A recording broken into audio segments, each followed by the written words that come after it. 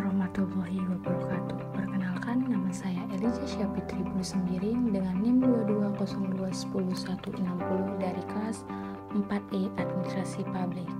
Di sini saya akan menjelaskan tentang teknik mendengar dengan dosen pengampu Ibu Dr. Nurhapni SOS MPA.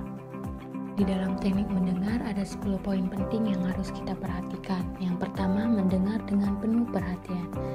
Berarti ketika seseorang memberikan perhatian sepenuhnya pada pembicara tanpa terganggu oleh siapapun. Contohnya memberikan kontak mata, tidak menginterupsi pembicara, dan respon yang menunjukkan pemahaman terhadap apa yang dikatakan oleh pembicara.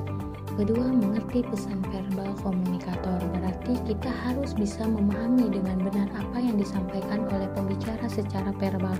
Contohnya aktif mendengarkan isi pesan, menanyakan pertanyaan jika ada kebingungan, dan mengulangi kembali apa yang pembicara katakan. Yang ketiga, ada memahami perilaku nonverbal komunikator. Berarti kita harus memperhatikan ekspresi wajah, gerakan tubuh, dan bahasa tubuh lainnya untuk mengerti lebih dalam pesan yang disampaikan oleh pembicara. Contohnya termasuk memperhatikan bahasa tubuh yang menunjukkan ketidaknyamanan, ketegangan, atau ketidakpastian. 4. Ada berhenti bicara.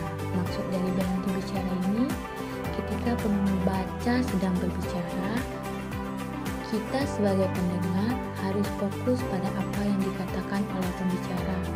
Contohnya seperti diam saat pembicara sedang berbicara dan tidak memotong pembicara. Kelima, ada ciptakan suasana nyaman. Menciptakan suasana nyaman berarti menciptakan lingkungan yang memungkinkan pembicara untuk merasa aman dan terbuka dalam berkomunikasi. Contohnya seperti termasuk menghilangkan gangguan, menunjukkan minat dan empati, serta memberikan umpan balik yang positif dan mendukung. Yang keenam, ada tunjukkan minat. Menunjukkan minat berarti kita harus menunjukkan ketertarikan dan keinginan untuk memahami pembicara serta topik yang dibicarakan. Contohnya bisa berupa menganggukkan kepala sebagai tanda persetujuan atau penasaran. Memberikan respon verbal seperti "oh begitu ya" atau "wow itu menarik", dan bertanya pertanyaan yang sedang dibicarakan. Yang ketujuh, ada jawab gangguan yang mungkin mengganggu, seperti menghilangkan segala faktor yang dapat mengganggu fokus pada pembicara. Contohnya termasuk mematikan ponsel, menutup pintu untuk menghindari kebisingan, atau menunda obrolan lain yang tidak terkait. Yang kedelapan, ada kendalikan emosi. Mendengar dengan mengendalikan emosi berarti memastikan bahwa emosi kita tidak menghalangi kemampuan kita untuk mendengar dengan baik. Contohnya, tidak membiarkan kemarahan atau kekecewaan kita terhadap pembicara mengganggu kemampuan kita untuk memahami pesan yang disampaikan. Ini melibatkan mengendalikan reaksi emosional kita dan tetap fokus pada pesan yang disampaikan oleh pembicara.